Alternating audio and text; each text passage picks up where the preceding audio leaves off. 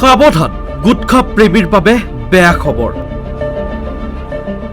গুটখাৰ নামত আপুনি কি খায় জানেনে?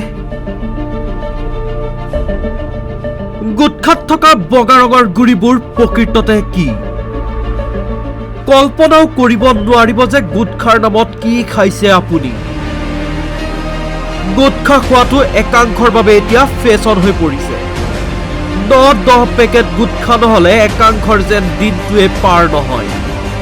গৰুৱে ঘাঁহ পগলোৱাৰ দৰে বাটে ঘাটে গুটখা পাগলোৱাই নথকাকৈ যেন থাকিবই নোৱাৰে একাংশ। আপুনিও যদি তেনে গুটখা প্ৰেমী তেন্তে আপোনাৰ বাবে এই বেয়া খবৰ। গুটখা খোৱাৰ নামত আপুনি কি খাইছে জানেনে? আপুনি গম নোপোৱাকৈ খাইছে নেকি মানুহৰ মল বা বিষ্ঠা? সামাজিক মাধ্যমত ব্যাপক ৰূপত ভাইৰেল হোৱা এই বিশেষ ভিডিঅ'টোত এজন বাবাই গুটখাক লৈ তেনেধৰণে দাবী কৰা দেখা গৈছে।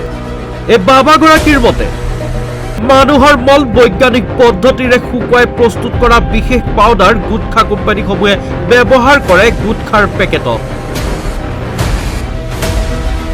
গুটখাৰ পেকেটত থকা চুপাৰীসমূহ মানুহৰ মলেৰে প্ৰস্তুত হোৱা পাউডাৰেৰে মিহলাই দিয়ে কোম্পানীসমূহে।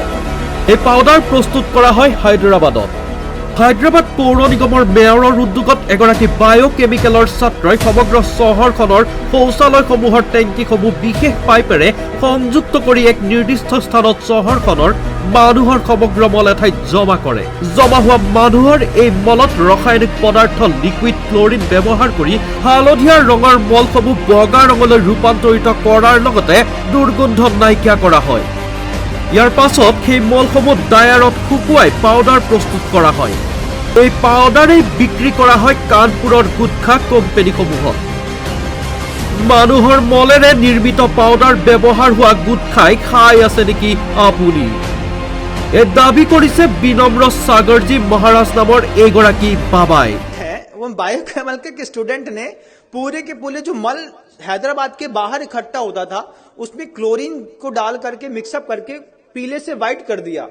फिर जो वो पूरा एक पेस्ट के रूप में था उसको ड्रायर में डाल करके सुखा दिया, उसका पाउडर फार्मिंग कर दी। और सबसे बड़ी बात तो ये है कि कानपुर की गुटखा फैक्ट्रियों में बेच करके बड़ी बड़ी कंपनियों के गुटकों में पैक होकर के वो मल लोगों को पाउच में अंदर तक खिला दिया। ये ज्ञान के दुरुपयोग का युग है बंधुओं। बायोकेमिक के स्टूडेंट ने पूरा का पूरा मानव मल उठा करके पाउचों में पैक करके कानपुर की गुटखा फैक्ट्री में जा करके एक बार ऑब्जर्वेशन तो करिए बंधुओं, तब समझ में आएगा ये गुटखा खाने वाले लोग सुबह सुबह मानव का मल खा करके अपनी जिंदगी की शुरुआत करते हैं। ये बायोकेमिक के स्टूडेंट का कमाल है। গুটখাক লৈ বিনম্ৰ সাগৰজী মহাৰাজৰ এই মন্তব্যৰ সন্দৰ্ভত নিউজ নাৱে এই সত্যতা দাবী নকৰে। বিনম্ৰ সাগৰজী মহাৰাজৰ এই দাবী সন্দৰ্ভত গুটখা কোম্পানীসমূহে কি প্ৰতিক্ৰিয়া প্ৰকাশ কৰে সেয়া হ'ব সময়ত লক্ষণীয়। National desk news now.